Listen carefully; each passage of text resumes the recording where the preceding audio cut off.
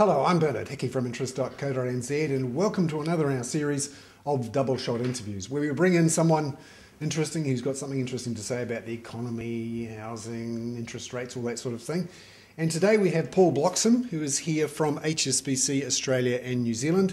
He's the chief economist, coming to talk to us about the Australian and New Zealand economies and how we fit into the rest of the world. Paul, welcome to interest.co.nz. Thank you.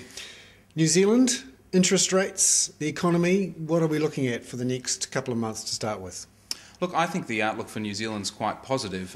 We've seen that New Zealand is already beginning its recovery, so we've seen 2 GDP observations that have risen, and in the second half of this year you'd expect that you get support in New Zealand from the Rugby World Cup, the high level of commodity prices, and also the rebuild of Christchurch. So the outlook for the economy still looks relatively positive. You're starting this upswing, however, with inflation already relatively high, and inflation expectations at the upper end of the Reserve Bank's target band. So I think that interest rates will probably need to rise from here in order to get rid of that inflation problem. So our central case is that you'll see another 2 rate rises before the end of the year. You'll see interest rates rise over the next 18 months by around about 175 basis points.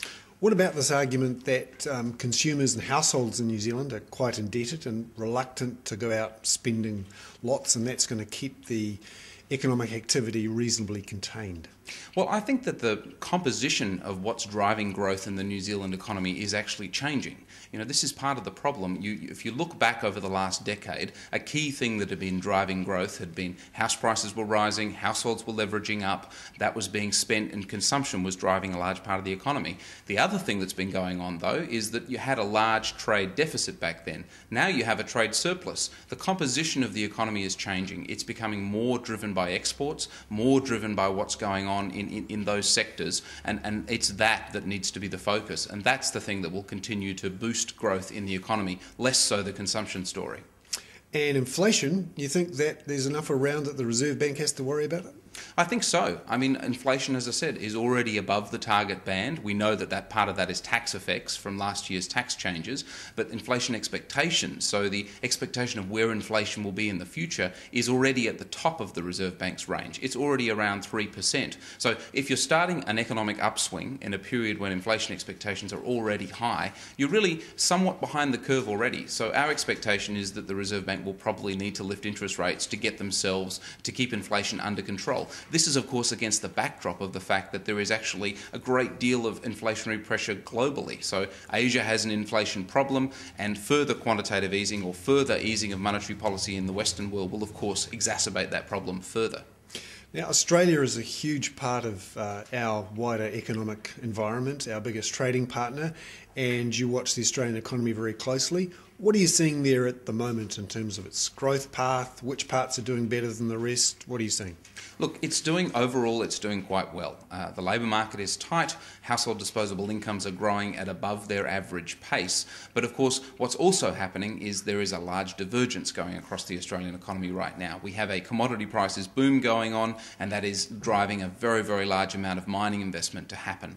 But at the same time, of course, it's driving up the exchange rate, and that's softening up other industries. So we've got a weak tourism industry, weak education exports, the manufacturing industry is not doing great, and nor is the retail industry, all as a consequence of the fact that the Aussie dollar is as high as it is. So it's a really tough environment in Australia right now, in the sense that growth is quite reasonable, inflation is rising, but there is a growing divergence across the Australian economy. What do you think that means for New Zealand's exporters to Australia, most of which will be to the domestic sector rather than necessarily the miners? Well, I think that it means that effectively, unless you're actually really tied into that mining story, you probably won't see as much of the income coming your way, much like the Australian economy is seeing that same divergent trend, where some parts of the economy, the non-mining sectors, are looking a bit weaker, the mining sector is looking extraordinarily strong. Now, that's not to say that the whole economy isn't still doing reasonably well, because the income from the mining industry is actually flowing through to the rest of the economy somewhat, and keeping the labour market fairly tight. But you'd be hard-pressed to say that it's going to be particularly strong times for anyone who's exporting to those other industries that aren't mining.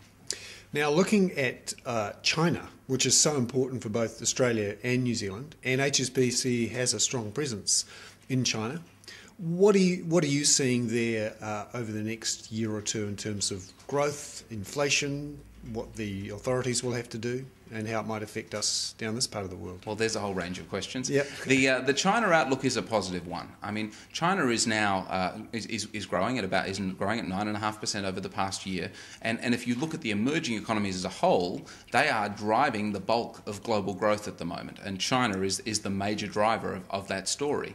Domestic demand is driving a lot of what's happening in China now. It's not so much driven by the export contribution. It's more driven by the fact that the domestic middle class is expanding, domestic consumption is growing, and of course there's an extraordinary amount of investment going on, particularly in infrastructure, so that's actually holding up commodity prices. So we expect that in broad terms that continues, that story doesn't slow down in a big way. The global financial events that are playing out at the moment in Europe and the US, of course, are a tail risk to that. If they were to turn, if there was a big blow-up, it would slow global growth a bit. But the key thing is that the Chinese economy still has quite a great deal of structural expansion yet to come. There's a lot of urbanisation to happen yet. The urbanisation rate is still relatively low when you compare it to developed countries, and so there's still a long way to run in that boom. Is, though, some of this infrastructure spending over the last couple of years, which has taken up some of the slack from exporting into America and Europe, is the quality of that infrastructure spending good enough, though, and then will it just create a bunch of bad loans down the track? Look, there are certainly some cases where there are some bad loans, some local government areas that have got some problems, but you've got to keep in mind China's enormous. There are 680 cities in China. There are 93 cities in China with more than 5 million people. So when you hear these stories of particularly local government type anecdotes where local governments are struggling, and there are some that are, you've got to keep in mind that the central government is actually still in an extraordinarily good position, could still afford to support the economy if it required. It has relatively low debt levels, and really it is an economy that is still doing a whole lot of expansion in order to try and develop and catch up with the rest of the Western world standard of living. But is China big enough to take up the slack that will be left by very slow growth in Europe and the United States? Look, it's all a question of degrees when you ask that question. But if you think about it this way, if you look back over the past 4 years, you compare where we are to 2007, the combination of China and India as economies, they are now 50% larger than they were 4 years ago. But if you look at the collection of countries that make up the North Atlantic countries, the US, Canada and Europe, and add all those together, they're actually slightly smaller than they were 4 years ago. So we've already seen that over the past 4 years, growth globally is being driven by what's happening in China and India, in those economies. That's not to say, of course, that there wouldn't be a slowdown if there was a large negative global financial event, and of course that's what's driving equity markets at the moment, and that's what's driving a lot of volatility in markets. So that is obviously a risk, but it is fair to say that the bulk of global growth is now coming from the emerging economies. Do you think that the grown-ups in the world, if you like, the regulators and the governments, have found a solution for the problems that emerged in 2008?